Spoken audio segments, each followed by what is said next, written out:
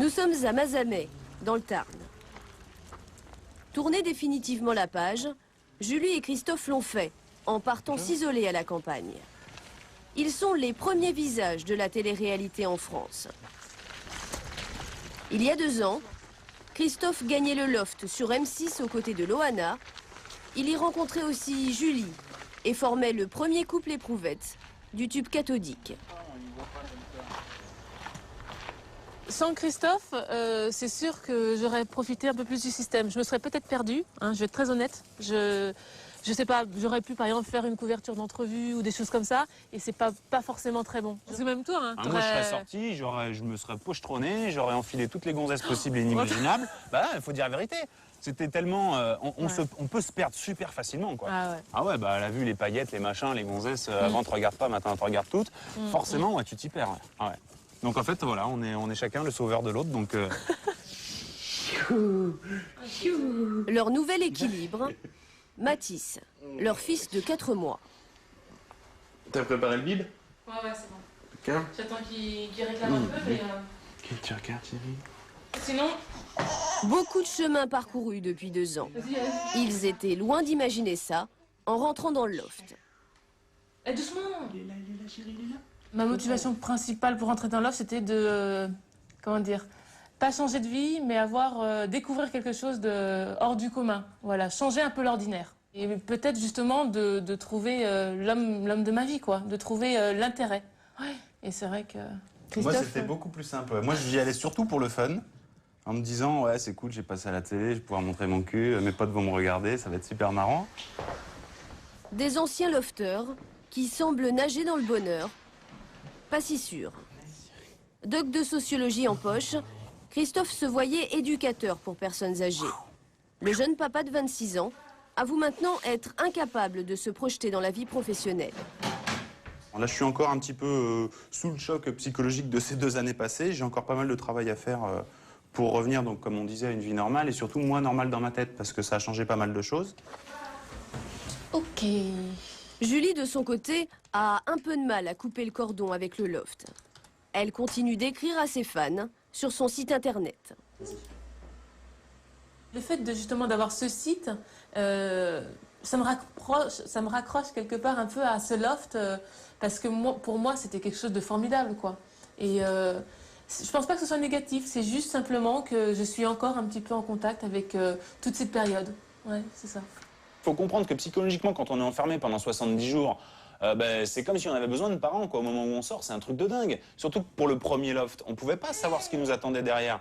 La notoriété, mais moi, j'y pensais pas, moi. Je me suis dit, tu vas aller acheter ta baguette chez ton boulanger, il va dire, ah, c'est vous qui êtes passé sur M6. On était hyper naïfs, quoi. Donc, se préparer psychologiquement au choc que c'était à la sortie, c'était un truc de dingue, quoi. Alors, plutôt que d'avoir eu un suivi par rapport à des gens qu'on connaît et qui connaissaient le milieu, donc qui connaissaient le show business, le machin, le truc, plutôt que d'avoir été briefés, on nous a laissés, quoi. C'est ici que vous gardez tous vos souvenirs du loft? Ouais, c'est ici qu'on a rangé la plupart des souvenirs. Ouais. Donc en gros, on va vous montrer un petit peu ce qu'il y a. Leur vie dans le loft se résume aujourd'hui à quelques cartons. Comment j'ai rangé ça, moi ? Pendant longtemps, Julie et Christophe ont accepté de se prêter au jeu de la presse people, non sans intérêt. Voyons ce qu'il y a là-dedans. C'est pas forcément des trucs qu'on a fait à couve, hein, mais c'est vrai que bon, ça, c'est des bons souvenirs quand même. On peut pas dire que ça fait pas plaisir, c'est sympa quand même. Donc c'est pour ça que toute cette histoire de notoriété, c'est ambigu. Il y a quand même des trucs qui font plaisir, il y a des trucs plus difficiles à vivre, mais bon, bah, c'est comme ça. Ça, vous avez touché combien pour ça alors? Eh ben, on a signé un contrat avec Ola, on a touché sur 3 sujets 300 000 francs. Donc on l'a fait effectivement, un petit peu pour l'argent parce que ça paye quand même tout le mariage, et ce qui nous a permis de faire quand même une sacrée belle fête. Et on avait besoin donc de légitimer notre amour. Le loft, ça vous a rapporté combien en gros? Alors en gros, j'ai 1,5 million moi de gains, et après je pense qu'à tous les deux, on a gagné 1,5 million. Au moins, ouais. Ouais. 3 millions à eux deux, investis pour moitié dans l'achat d'un appartement à Paris. Un appartement qu'ils louent désormais et qui continue de leur rapporter 1 200 € chaque mois. Voilà comment Christophe et Julie ont pu mener la belle vie.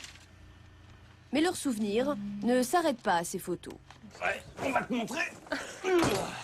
En plus, on les a en double, puisque comme on est un couple et qu'on est deux, et ben on l'a eu en 2 fois. Donc là, Non, ça, c'est le petit côté sympa quand On même a de une M6. valise. Ils nous ont offert On a toutes les émissions du Loft. Vous les avez vues, ces cassettes Moi, Toi, un peu. beaucoup et moi, non. J'ai dû en regarder 2-3. Bah, j'arrive pas à regarder en fait. Et je sais pas pourquoi. On en revient toujours sur ce système où c'est toujours pas passé, quoi. Et j'ai du mal à visionner les cassettes. Ouais, ça m'énerve. Vous accepteriez d'en regarder une pour nous? Ah bah pourquoi pas, ouais. Tant qu'à faire, autant regarder la fin. Ouais. Allez, on voit, chérie. Si vous pouviez vivre une autre... Pour Christophe, sentiment partagé. Il y a les bons souvenirs à l'intérieur du loft et les moins bons. Ceux des 45 jours passés à Saint-Tropez en sortant de l'émission. Exception, celui des lofters. Entre farniente et fiesta, rien ne vous échappera.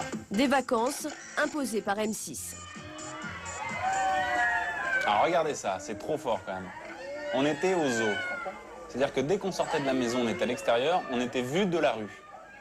Donc résultat, pendant 45 jours, on a été scruté tout le temps. Moi, je suis très sereine par rapport à tout ça, quoi. J'ai pas d'amertume, j'ai pas de regrets.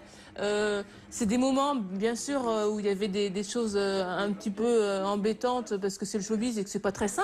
Mais en attendant, c'est quand même des bonnes choses, quoi. On s'est bien amusé et puis... Ah non, non. Mais, enfin, moi, c'est vrai que c'est... Pourtant, on est mariés, hein, mais sur ça, on peut pas s'entendre, quoi. Moi, je comprends pas quand on...